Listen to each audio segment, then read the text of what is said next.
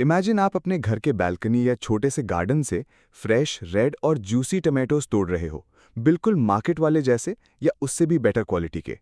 और सबसे इंटरेस्टिंग बात यह है कि इसके लिए आपको ना कोई फार्म चाहिए, ना ज़्यादा एक्सपीरियंस, बस थोड़ी सी सही टेक्निक समझनी होती है।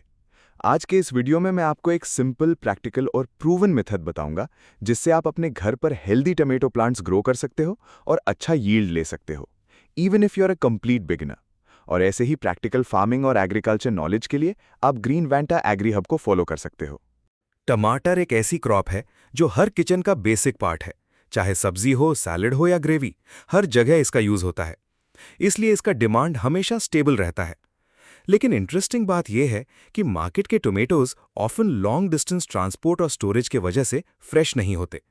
घर पर ग्रोन टोमेटोज न सिर्फ फ्रेश होते हैं, बल्कि उनका टेस्ट भी काफी बेटर होता है। इसी वजह से आजकल होम गार्डनिंग और बैल्कनी फार्मिंग का ट्रेंड काफी फास्ट ग्रो कर रहा है, स्पेशली सिटीज में। टोमेटो ग्रोइंग का सबसे इंपॉर्टेंट पार्ट होता है सीड्स का सिलेक्शन।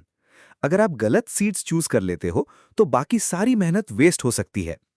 बिगिनर्स के लिए हाइब्रिड सीड्स बेस्ट रहते हैं, क्योंकि ये फास्ट ग्रो करते हैं और डिजीज रेजिस्टेंट होते हैं। ऑर्गेनिक सीड्स भी यूज किए जा सकते हैं, लेकिन उनमें थोड़ा ज्यादा पेशेंस चाहिए होता है। सीड को हमेशा ट्रस्टेड सोर्स से लेना चाहिए, क्योंकि क्वालिटी डायरेक्टली प्लांट ग्रोथ को इफेक्ट करती है। टमाटर प्लांट को हेल्दी ग्रो करने के लिए सॉइल का रोल बहुत इंपॉर्टेंट होता है। ये प्लांट लूज, न्यूट्रिएंट रिच और वेल ड्रेन्ड सॉइल पसंद करता है। अगर सॉइल हैवी या हार्ड होगी तो रूट्स प्रॉपरली डेवलप नहीं कर पाते। इसलिए गार्डन सॉइल के साथ कंपोस्ट और थोड़ा कोकोपीट मिक्स करना बेस्ट प्रैक्टिस है। इस मिक्सचर से सॉइल में एयर सर्कुलेशन भी बेटर होता है और मॉइस्चर बैलेंस भी मेंटेन रहता है, जो प्लांट ग्रोथ के लिए एसेंशियल है। अगर आप बालकनी या टेरेस में गार्डनिंग कर रहे हो तो पॉट का साइज मैटर करता है। टमेटो प्लांट को रूट स्प्रेड करने के लिए स्पेस चाहिए होता है। एक मीडियम या लार्ज साइज का पॉट जिसमें ड्रेनेज होल्स हों वो आइडियल होता है। ड्रेनेज इंपॉर्टेंट है क्योंकि एक्सेस वाटर रूट्स को डैमेज कर सकता है।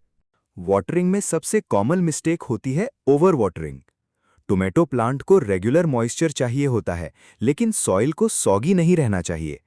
बेस्ट मेथड ये है कि जब अपर सॉइल ड्राई हो तभी पानी दिया जाए। अगर पानी का बैलेंस सही हो जाए तो प्लांट हेल्दी और फास्ट ग्रो करता है। टोमेटो प्लांट एक सन लविंग प्लांट है। इसको कम से कम 6 से 8 आवर्स डायरेक्ट सनलाइट चाहिए होती है। अगर सनलाइट कम मिलेगी तो प्लांट वीक हो जाएगा और फ्रूट प्रोडक्शन भी कम हो सकता है। इसलिए प्लांट को हमेशा ऐसी जगह रखो जहां प्रॉपर सनलाइट अवेलेबल हो। हेल्दी ग्रोथ के लिए टोमेटो प्लांट को रेगुलर न्यूट्रिशन चाहिए होता है। आप ऑर्गेनिक कंपोस्ट, काऊ डंग मैन्योर या लिक्विड फर्टिलाइजर यूज कर सकते हो। ये प्लांट को एसेंशियल न्यूट्रिएंट्स प्रोवाइड करता है, जिससे फ्लावरिंग और फ्रूटिंग बेटर होती है। हर 2-3 वीक्स में थोड़ी सी फीडिंग प्लांट को स्ट्रॉन्ग बनाती है और यील्ड इंक्रीज करती है। प्लांट ग्रोथ के दौरान कुछ कॉमन प्रॉब्लम्स आ सकती हैं, जैसे पेस्ट्स, येलो लीव्स या स्लो ग्रोथ। इन सब का सोल्यूशन टाइम पर केयर करना है। लीव्स को रेगुलरली चेक करना, ओवर वाटरिंग अवॉइड करना और natural pest control methods use करना प्लांट को हेल्दी रखता है। अगर प्लांट को सही एनवायरनमेंट मिल जाए तो वो नेचुरली स्ट्रॉन्ग ग्रो करता है और बेटर फ्रूटिंग देता है।